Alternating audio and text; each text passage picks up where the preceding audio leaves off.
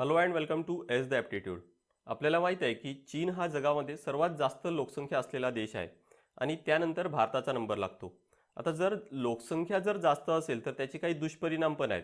जसं रिसोर्सेसवर बर्डन येतो, त्यानंतर अनएम्प्लॉयमेंट वाढते, क्वालिटी ऑफ लाईफ डिग्रेड होतं.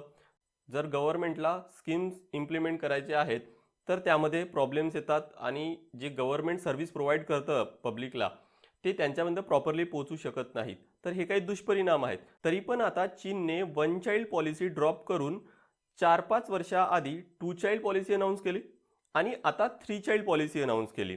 आणि याच्याशी रिलेटेडच द हिंदूमध्ये 2 जूनला आणि लोकसत्तामध्ये 5 जूनला एडिटोरियल आलेत.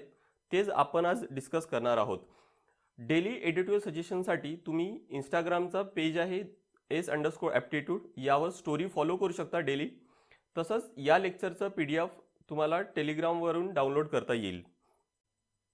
1960 आणि 70 या पिरियडमध्ये चीनमध्ये पॉप्युलेशन ग्रोथ रेट हा खूप जास्त होता. त्यामुळे चीनला एक भीती होती की कुठं पॉप्युलेशन एक्सप्लोजन तर होणार नाही आणि ऑब्व्हियस आहे की त्याच्यामुळे रिसोर्सेसवर बर्डन येईल आणि गरिबी खूप जास्त प्रमाणात वाढणार, अनएम्प्लॉयमेंट वाढणार आणि ऑब्व्हियस आहे की इकॉनॉमीवर वाईट परिणाम होतील. आणि म्हणून 1979 मध्ये चीनने वन चाइल्ड पॉलिसी आणली.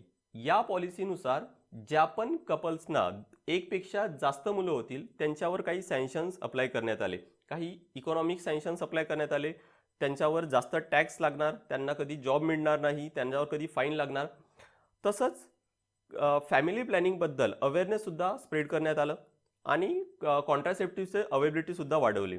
आता याचा परिणाम काय झाला, वन चाइल्ड पॉलिसीचा रिझल्ट काय आला, तर चीनने सक्सेसफुली फर्टिलिटी रेट हा कमी केला.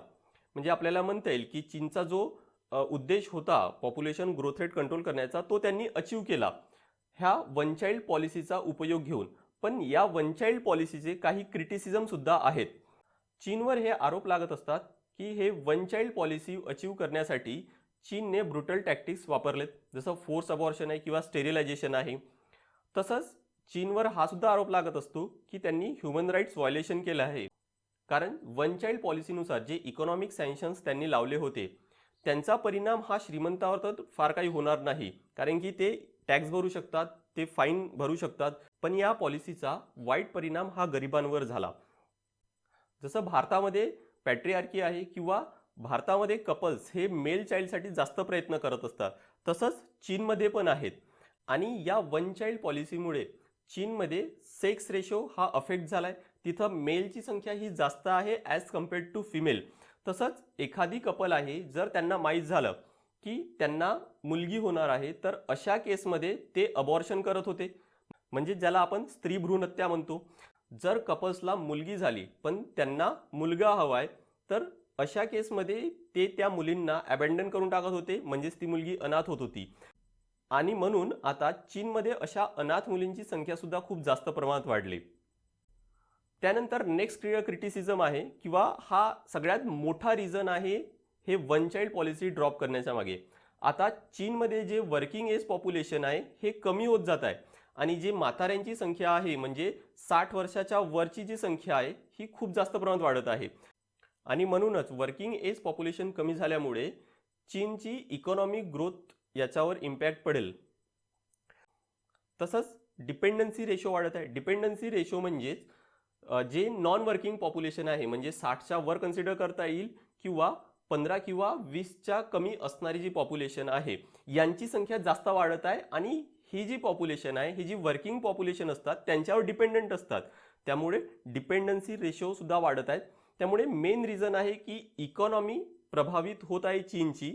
आणि ही पुढच्या काही वर्षामध्ये ज्यावेळेस वर्किंग एज पॉप्युलेशन खूप जास्त कमी होईल त्यावेळेस चीनच्या इकॉनॉमीवर अजून जास्त वाईट परिणाम होतील.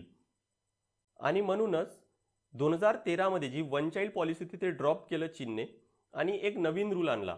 जे पण कपल आपल्या आईवडिलांना एकटेच असतील तर त्यांना 2 मुले ठेवता येईल असा नवीन रूल आणला होता. पण परत त्यांना ते पण रिअलाइज झालं की याच्यामुळे खूप पॉप्युलेशन वाढणार नाही आहे. त्यामुळे 2016 मध्ये वन चाइल्ड पॉलिसी ही कम्प्लिटली ड्रॉप केलं आणि टू चाइल्ड पॉलिसी आणली. आता जेव्हा 2020 मध्ये सेन्ससचा डेटा आला, जनगणनेचा जेव्हा डेटा रिलीज झाला त्यावेळेस त्यांना समजलं की ही जी वर्किंग एज पॉप्युलेशन आहे ही खूप जास्त प्रमाणात कमी होऊ शकते आणि म्हणून आता त्यांनी 3 चाइल्ड पॉलिसी आणली. नेक्स्ट 2020 मध्ये जर बघितलं तर चीनमध्ये जन्मास येणारे मुलं आहेत फक्त 12 मिलियन म्हणजे 1.2 करोड एवढे आहेत आणि ते 1961च्या नंतर सगळ्यात कमी आकडा आहे. तसंच रिप्लेसमेंट लेवल जर बघितलं म्हणजे जर पॉप्युलेशन जर कॉन्स्टंट ठेवायचा असेल तर रिप्लेसमेंट लेवल म्हणजे एका कपलला किती मुलं असायला पाहिजे तर त्याला म्हणतात रिप्लेसमेंट लेवल.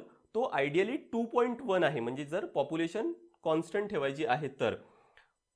पण चीनची जी फर्टिलिटी रेट आहे हे 1.3 पर्यंत कमी झाले म्हणजेच तिथं जन्मास येणारे मुलं आहेत हे फार कमी आहेत. आणि तसंच 60 किंवा 60 पेक्षा वरची जी पॉप्युलेशन आहे ही 264 मिलियन आहे आणि ही जवळपास टोटल पॉप्युलेशनच्या अंदाजे 19% आहे. ग्राफमध्ये जर बघितलं तर इथं हे जे वर्किंग एज पॉप्युलेशन आहे जे इथं 20, 30, 40च्या दरम्यानचे आहेत ते आता चीनमध्ये जास्त आहेत.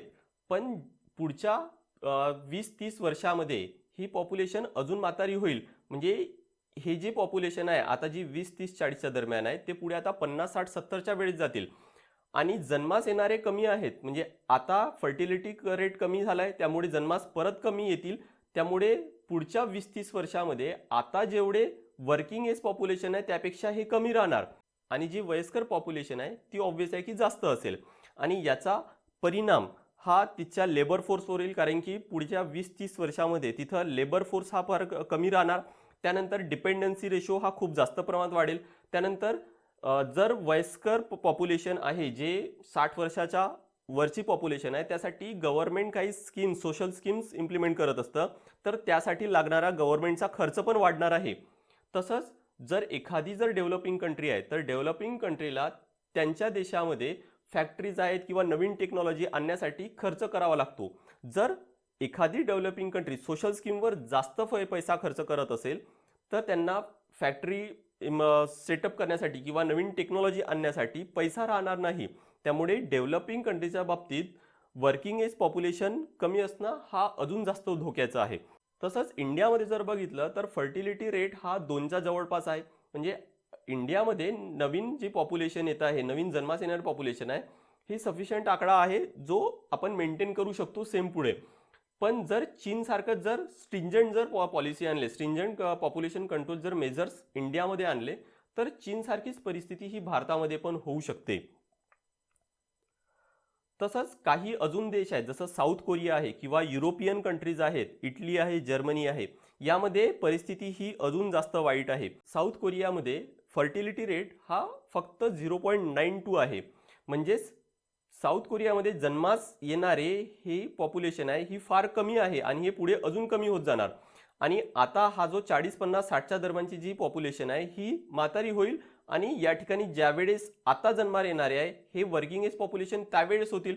पण आता जन्मास येणारे हे कमी आहेत त्यामुळे पुढच्या 20-30 वर्षामध्ये इथं डेमोग्राफिक क्रायसिस ही खूप जास्त प्रमाणात वाढणार आहे. 1991 मध्ये जर बघितलं तर साऊथ कोरिया हा भारतापेक्षा पण मागासलेला होता. पण आता टेक्नॉलॉजीच्या बेसिसवर जर बघितलं तर साऊथ कोरिया हा यांनी खूप जास्त प्रगती केली आहे. पण आता जेव्हा डेमोग्राफिक क्रायसिस यांच्या समोर आहे त्यावेळेस साऊथ कोरिया काही सोशल स्कीम्स इम्प्लिमेंट करत आहेत.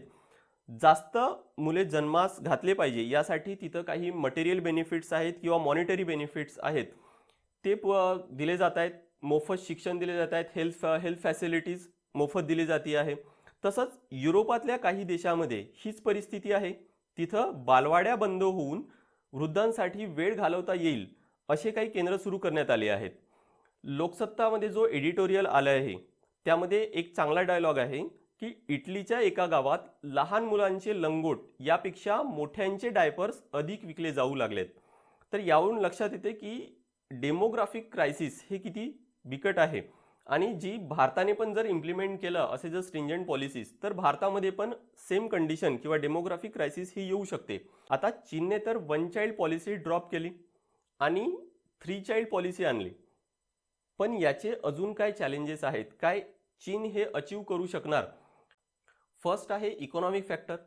फक्त चीनमध्येच नाही तर पूर्ण जगामध्ये कॉस्ट ऑफ लिव्हिंग हे खूप जास्त प्रमाणात वाढत आहे. एज्युकेशन आहे किंवा हेल्थ आहे अशा बेसिक फॅसिलिटीवर सुद्धा खूप जास्त प्रमाणात खर्च करावा लागत आहे.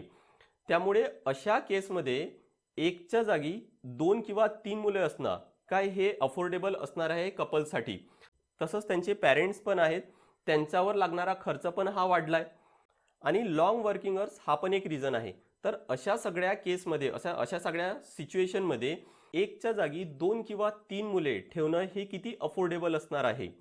तसंच 1979 पासून म्हणजे आता जवळपास 50 वर्ष झालेत ज्यावेळेस तिथं कपलचा एक माइंडसेट नक्कीच बनला असेल की एक मुलगा ठेवणं हा सफिशियंट आहे.